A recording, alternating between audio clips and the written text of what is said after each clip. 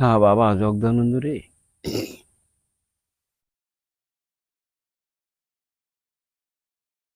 ওরে আর কতদিন এই জীবন নিয়ে খেলবে ধুলো খেলা।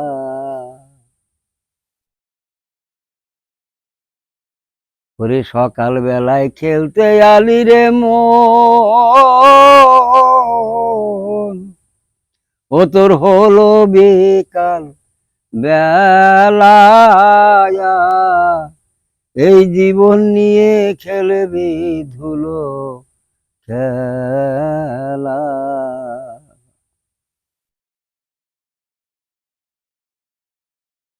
আর কতদিন এই জীবন নিয়ে খেলবি ধুলো খেলা।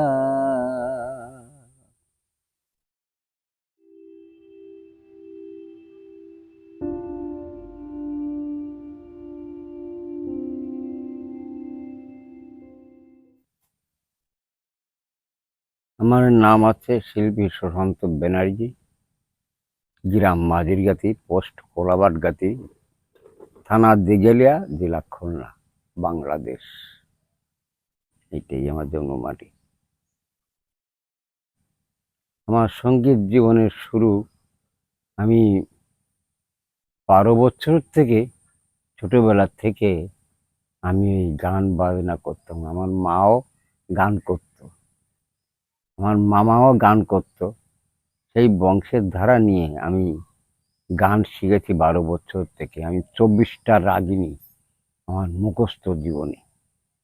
কোন সময় কোন রাগ, সেই রাগের কি তাল, সমস্ত তালগুলো সুরগুলো আমি করি। এই করে করে মানুষের এই গান বাজনা যত কিছু দেয় আমি সুর করি, গান করি। আমার করতে করতে করতে করতে করতে ঠাকুর শ্রী জগদানন্দ ঠাকুর আমার গুরু। ওনার কাছে চা পাওয়া আমার কিছু নাই। উনি যা আমাকে দিয়েছেন খুব ভালোই দিয়েছেন, কিন্তু আমি ওনার কাছে চাই না। শ্রী রাই রসরাজ, প্রণাম করি দাদু। আমার এই যে ফটোগুলো দেখবেন, এসব ঠাকুরই। আর এই রাই ঠাকুর, জগদানন্দ ঠাকুর থাকে আমার হৃদয়ে, কিন্তু তানার কাছে কোনো চাই নাই। উনি জগদানন্দ ঠাকুর আমার গান শিখিয়েছে প্রথম জীবনে। আমি 30 বছর ঠাকুরের কোলে মানুষ, ওখান থেকে শিখাইছে। আমার বাবা বলে ডাকতাম সুরেন বিশ্বাস, ওনাকে ওনার কাছে কাছে থাকতাম। উনি আমাকে শিখেছেন যত গান আছে না কেন। তো একদিন আমার বলছে কি যে তোমার জাতীয় ঢাকার প্রোগ্রাম করতে 7 দিন ব্যাপী,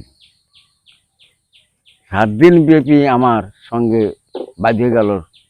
তার মানে শেফালি মুখোপাধ্যায়, তারপরে শেফালি ঘোষ, সাদের ঘাটের পানে খিচড়ি বানায় খাওয়াতাম। উনি 90টা গান করলেন, আমি 295টা গান করলাম 7 দিনই। আমি ফার্স্ট প্রাইজ নিয়ে আমি বাবার কাছে আসলাম। জগদান ঠাকুরের কাছে এনে সেই প্যাম্পলেটটা টানায় দিয়ে গেল। যাক, ধন্যবাদ আমার ছেলে সুশান্ত ঠাকুর। আমার 4টে ছেলে, তুই একটা ছেলে, এইভাবে আমাকে রেখে দিলেন ঠাকুর। নিয়ে তারপর তুই চলে যা খুলনা বিতারে। খুলনা বিতারে গেলাম, এক চান্সে এ গ্রেড। যে আঞ্চলিক পরিচালক সে মাথা নিচে গেল, যে সি গ্রেড হোক, তারপরে বি গ্রেড যাবে। তো এক চোটে আমার বি গ্রেড, এ গ্রেডে আমাকে দিয়ে দিলেন। দিয়ে আমাকে বলছে যে বাবা সুশান্ত, তোমাকে যা করে দিলাম জীবনে আর কিছু করার লাগবে না। তারপরও আমাকে অডিশন নিল। অডিশন নীতিতে এখন ওই লেখা আছে স্পেশাল, এখন বিশেষ শিল্পী এই গ্রেডের উপরে। আমাকে এই গ্রেডের উপরে দিলি। আমি বললাম যে তোমার আর কোনো চা পাওয়া নেই। এখনো প্রোগ্রাম হচ্ছে আমার, কিন্তু আর কারো হচ্ছে না। আমাকে যাই হোক, জীবনে এই করতে করতে আমি 83 সালে আমি পাস করলাম। টেলিভিশনে গেলাম। টেলিভিশনে গেলেই আমাকে মাছরাঙা টেলিভিশনে আমাকে নিয়ে গেলেন। নিয়ে গেলে কত এক চান্সে 3 তলার পরে আমাকে নিয়ে গেলেন। আমার এক চান্সে আমাকে ফার্স্ট একদম শিল্পী বিজয় কাকা, ওনার সাথে ঘুরেছি 9 বছর। ওনার গান আমি গাই, তাই আমার গানগুলো সব নকল করে ফেলায় মানুষ, কিন্তু আমি বিজয় কাকাকে খুব ভালোবাসি। এই তানার বই আমার কাছে থাকে, ওনার গানগুলো আমি গাই। ওনার স্মৃতির সমস্ত কিছু, স্মৃতিগুলো যা কিছু, উনি ওনার সাথে 7 দিন ব্যাপী গান বেড়াইছি সব জায়গাতে, করে করে করে করে ওনাকে যখন নিয়ে যাই বর্ডারে, উনি চলে যাবে কেউটেই বাড়ি, আমার বলছে সুশান্ত বাবা তোমার সাথে যেতে হবে। তাহলে আমি তো তাহলে বর্ডারে আবার পাস করে দিতে হবে। তা আমি বর্ডারে গেলাম ওনারে নিয়ে, উনি জনগণের কথা কি এই নাকি বিজয় সরকার, তাহলে হ্যাঁ, সেখানে জাতি গেলি টাকা দিতে হবে, না দিলে এইখানে পুলিশ আছে, দারোগা আছে, তাকে ধরায় দেবো। ঝামেলা বাজিয়ে গেল। এখন জাতি দেবে না, না দিলে আমি ঘুরতে ঘুরতে চামর ঘুরতে ঘুরতে এসে বলছে কে, বিজয় সরকার। ও ধন্যবাদ, নমস্কার আপনাকে, পাইছি, আপনি ভারতে যাবেন, ঠিক আছে, আমাকে সাথে ফাঁড়িতে যেতে হবে। গেলাম ফাঁড়িতে, আর ওই যারা যারা ছিল তারা ছুটে চলে গেল সব জায়গায়, কথা যে লাল দালানে ঢুকিয়ে দেবো, লাল বাবার ধরাই দেবো, আমাকে বলছে। তাহলে ঠিক আছে, কোনো অসুবিধা নেই, চলো।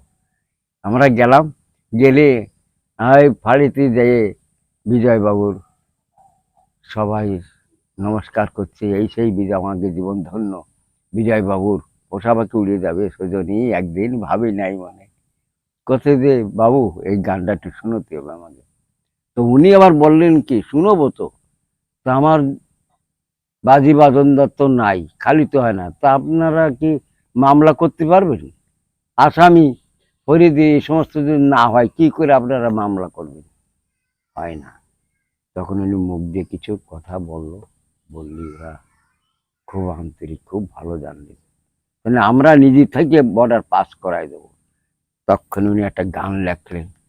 গান লেখলো কি, যে ওপারে তুমি ইপারে আমি, মাঝখানে এক সীমা রেখা, সে তো বেশি পথ নয়, হাত আষ্টেক নয়, পার হতে তাই ভীষণ ঠেকা, মাঝখানে এক সীমা রেখা, সীমান্তের সব অবিচারে কাজ করে না অবিচারে, আইন মাফিক অনুসারে মানতে আদেশ পত্রিকা, সেটা চলবে না কোনো চালাকি, খাটবে না কোনো ফাঁকে ফিকা, মাঝখানে এক সীমা রেখা, হারাইয়ে পথের দিশা, না করিয়া পাসপোর্ট ভিসা, এই গোপন পথে যাওয়া আসা অতি ভয়ঙ্কর ভূমিকা, পথে জনসাধারণ অসাধারণ দেখায় মরম বিভীষিকা, তখন বিভীষিকা দেখাচ্ছে পথের জনসাধারণ, লাল বাবার দেখা দেবানি, ঢাকা ইসে ঢুকুই দেবানি, টাকা দিয়ে যাচ্ছে, বিভীষিকা দেখা যাচ্ছে।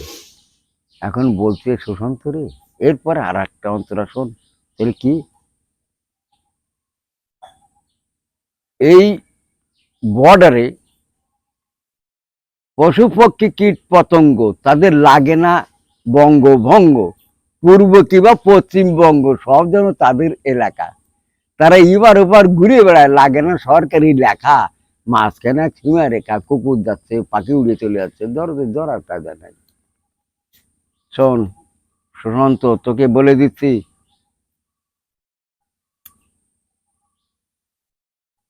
এই আমার জীবনে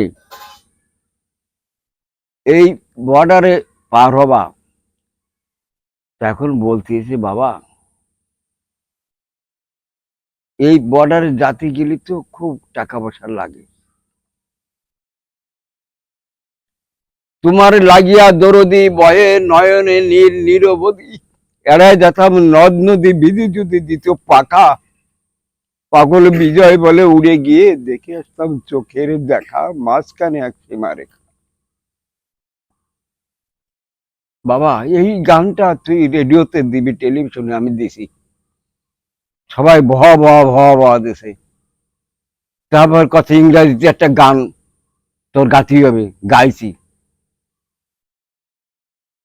আমার মন্ডে হুঁশিয়ার, তুমি দেহরাজ্যের পাওয়ার পেয়েছ হায়ের অবিচার, নিজের ঘরে বিচার নাই করে শুধু করলে বিচার, শুধু করলে পরের বিচার, আমার মন্ডে হুঁশিয়ার।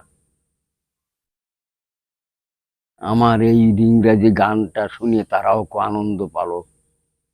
আমার বলছি সুশান্ত তুমি ধন্যবাদ, তোমার এই বাউল কোনো জায়গায় তোমাকে আমরা এনওসি দেব, কিন্তু স্থায়ীভাবে দেব না। তোমার এমনি দেব অস্থায়ীভাবে, তুমি ঘুরে বেড়াবা। আমার এই স্থায়ীভাবে তোমার এইখানে থাকতে হবে। তাই আমি এই বাউল খাতায় নাম দিয়ে আমি স্থায়ীভাবে থাকি যাই এই বাংলাদেশে। ভারতে আকাশবাণী মৈত্রীতে ওখানেও কথা, তুমি চলে আও। বলে না, আমি বাংলাদেশ ছেড়ে তো যেতে পারি না। আমি শ্রীলঙ্কায় গেছি, জিদ্দায় গেছি, পশ্চিম পাকিস্তান, ভারতবর্ষে বহু জায়গাতে ঘুরেছি। ওই কাগজের মধ্যে লেখা আছে, দেখবে। তারপর এইভাবে আছি। দাদা, আমার একটু আশীর্বাদ করে যাবেন, এইটুকু, আর কিছু আমার বলার নেই। শ্রী জগদানন্দ ঠাকুর আর সুরেন, ওনাকে ধারে থেকে আমি গানে পারদর্শী। আমি 300 350 গান আমি লেখা, আমি বই খাতা দেখে আমি করি নাই। এখনো পর্যন্ত আমার সব মুখস্থ, স্মরণ শক্তি যা দিয়েছেন ঠাকুর, আমার খুব ভালো দিয়েছে। কথা এখনো তুমি সব খাতা বই ছাড়া তুমি গান করো। আমার জীবনে এইটুক আছে। সুরেন চিতেলমারি ছিল বাড়ি, শান্তিকালী বাড়িটা। ওখান থেকে উনি পাচুড়ে যেয়ে রাই ঠাকুরের সাথে সম্পাদন, ওই রাই ঠাকুরের ওখানে জীবনে থাকে গেলেন। উনি একটা পরম ভক্ত, শ্রী রাই ঠাকুরের ভক্ত। ওনার ধারে থাকি আমি মানুষ। তার সম্পর্কে আমার জীবনে উনি, আমার নিজেই আমি দেখেছি, একটা লোক ক্যান্সার হয়েছে, একটা কিছু দিয়েছে আমার চোখের সামনে, সঙ্গে সঙ্গে ভালো হয়ে গেছে। আমার এমনি আমি দেখেছি, ভারতের থেকে রুগী চলে আইছে, ডাক্তার ছিলেন, এটা বড় ডাক্তার ছিল কলকাতার, বিধান বিধান কথা 7 দিন পরে এই রুগী মারা যাবে, হবে না, বাড়ি নিয়ে চলে যাও। ওনার কথার বাক্য অলঙ্ঘন হয় না। বাড়ি আসলেন, এসে জগন্নাথ ঠাকুরের ধারে এনি ফেলায় দেশে আমরা পড়ে আছি। বহুত লাখ লাখ টাকা চলে গেল। আনি দিলি ঠাকুর, কচ্ছে বহুদিন পরে আসলি তুই, আমার তো ঘৃণা করতিস। তা মেয়েটার দেখে পাও দিল, লাথি মেরে দিল, লাথি মেরে দূরে চলে গেছে। চলে গেলে আবার কাছে এনে ফেলিতে, কথা যে তুই তো আবার আসলি, তো তোর মেয়ের কি অবস্থা? তাহলে বাবা, আমার অন্যায় অপরাধ ভুল করে চরণে ঠাই দেবে। বিধান রায় আমাকে বলেছে যে তোর মায়ের বুকের এক পাশে একটা জিনিস নাই, বাঁচবে না। আরে বোকা, ও কি ওতে, ওই ও তো বসতে পারে ওখানে, আমরা বসে আছি, কত তো হইও বসতে পারে। যা যা যা, বাড়ি যা, বাড়ি যা, বাড়ি চল যা। আমি শিব বিশ্বাস 7 বার শিব বিশ্বাসে করছি, দাদা বাঁচিয়ে গেছো, সত্যি সত্যি তুমি চলে যাও, এক মুহূর্তে তুমি এখানে থাকতে পারবা না। চলে গেল 7 দিন, 8 দিন, 9 দিন হয়ে গেল। বিধান রায় বলিছে যে 7 দিনের মধ্যে মৃত্যু হয়ে যাবে, অলঙ্ঘন হয় না। তাই ঠাকুরের দ্বারে চলে আসছে, বিরাট মাছ নিয়ে, বড় বড় মাছ নিয়ে চলে আসছে জগন্নাথ ঠাকুরের দ্বারে। বলছে বাবা, এই যে মেয়ে হেঁটে বেড়াচ্ছে, খাচ্ছে দাচ্ছে, সমস্ত কিছু, বিবাহ দিয়েছে, তার বাচ্চা কাচ্চা হয়েছে। ওই চলে গেল বিধান রায়ের কাছে কলকাতায়। বিধান রায় বলছে কি, তুমি কোন মহাপুরুষের সাথে দর্শন হয়েছে তোমার, উনি সব কিছু পারেন, জীবনের এমন কিছু নেই, পৃথিবী একদারে, জগদন ঠাকুরের একদারে। সেই বিধান রায় বলছে। তারপরে ওখান থেকে চলে আসে, চলে যাও, সেই ঠাকুরের ছাড়ে না। ঠাকুরকে সত্যি সত্যি কথা, ঠাকুরকে আমাকে নমস্কার জানাইও, যেন আমি যেন ওনার চরণে ঠাই পাই। আচ্ছা ঠিক আছে ডাক্তারবাবু। ওই দেখালো আমার জীবনে, ওই দেখাই আমারে বলছে কি, সুশান্ত দেখতেছি, চল দিয়ে যে রঘুনাথপুরি যাই, গোপালগঞ্জ রঘুনাথপুরি, ডালেগে বাড়ি। ওনার নাম হচ্ছে নগেন, নগেন না, নগেন রেল না কি জানো। উনি ওনার কাছে, উনার হয়েছে কুষ্ঠ ব্যাধি, জগন্নাথ ঠাকুরের ভক্ত, কুষ্ঠ ব্যাধি হয়েছে, বেশ একটা ভালো জানতো না। উনি ডিলার ছিলেন, একজন ডিলার, চাল টাল দিত দুটোতে আনতেন।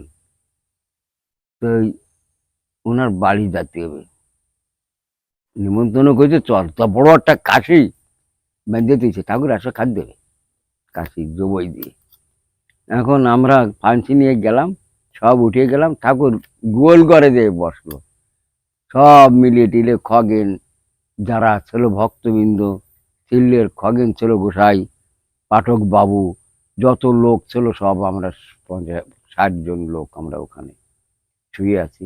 তাহলে এই ও করে, তাহলে কলার পাতা পরে শুয়ে আছে, চামড়া নাই,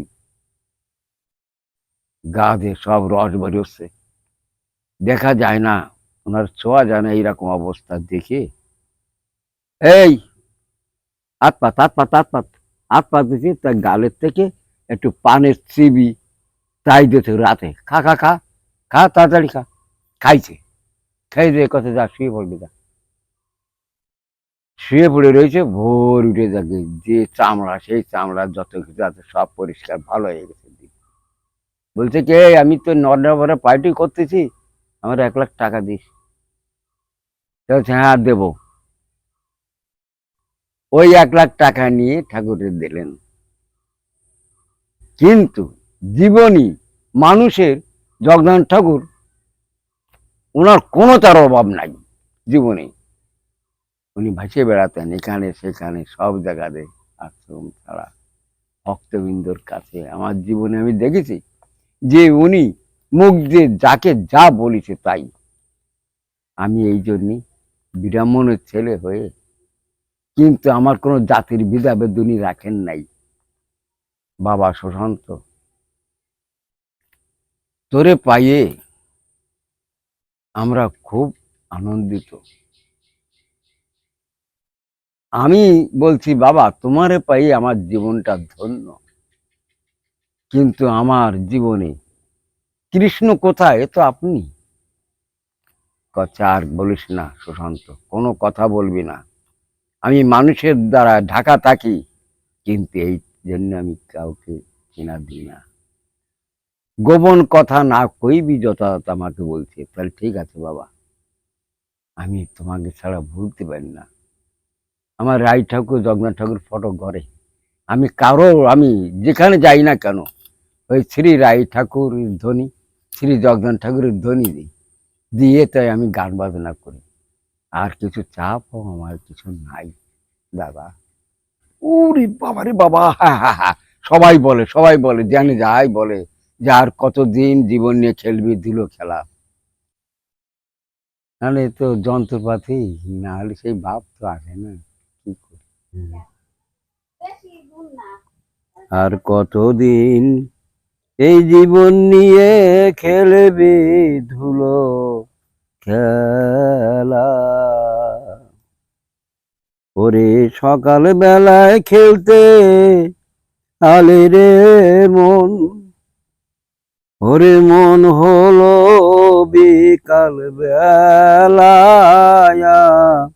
আর কতদিন এই জীবন নিয়ে খেলবে ধুলো খেলা। ও তুই চেয়ে দেখ আখি মেলে রে, ও তোর হলো বেকাল বেহালায়া। জীবন নিয়ে খেলবি ধুলো খেলা। গিয়ে ভরা যৌবন রসে, রূপের কোটে রিপুর বসে, এ জীবন ধন দান করলি মন ভোলা। ও তুই হাতে পাতে সব খোয়ালি রে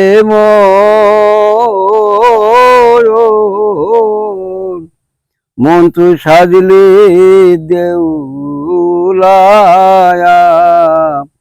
ও তুই নীরবে ঘুমায়ে রলি রে মন, ও তোর গোপন দুয়ার খোলায়া। জীবন নিয়ে খেলবি ধুলো খেলা। সাথের সাথে যারা ছিল ফাঁক পেয়ে সব সরে গেল, ঘোচালো তোর মায়া মোহের জ্বালা। এবার তারা যদি চলে গেল রে মন তোর এবারে যে তোর পালায়া, সময় থাকতে সাথী খুঁজে রে ও তোর গিয়ে দিনই থাকতে মেলায়া, জীবন নিয়ে খেলবি ধুলো খেলা। আর গুরু তোরে দিল যে ধন, করলি না তার ভজন সাধন, তুই করলি অবহেলা। এবার সকাল বেলায় পাটঘাটাতে গিয়ে রে ও তুই সাজবি দেউ হুলায়া, সর্বহারা হয়ে কাঁদবি রে মন, নাই তোর পারে যাবার ভেলায়া, জীবন নিয়ে খেলবি ধুলো খেলা। আর গুরু তোরে দিল যে ধন, করলি না তার ভজন সাধন, তুই করলি অবহেলা। এবার সকাল বেলায় পাটগাড়াতে গিয়ে রে ও তুই সাজবি দিক ভুলায়া, সর্বহারা হয়ে কাঁদবি রে মন, নাই তোর পারে যাবার ভেলায়া, জীবন নিয়ে খেলবি ধুলো খেলা। আর জ্ঞান থাকিতে হলি অজ্ঞান, বুঝেও তুই বুঝিস না কেন, অনাদি তোর জ্ঞানের বোঝা ফেলাম। দুদিন বাদে দেখতে পাবি রে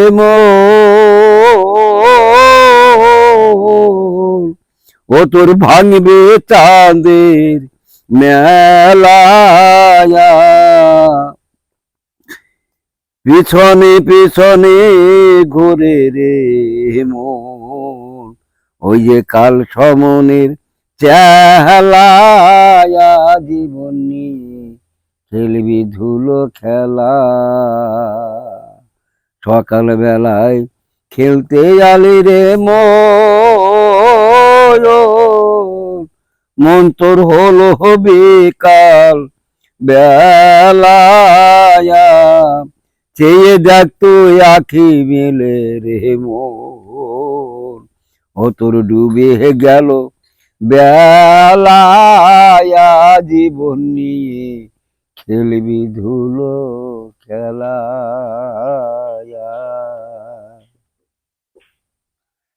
জয় রায় বাবা শ্রী জগদানন্দ।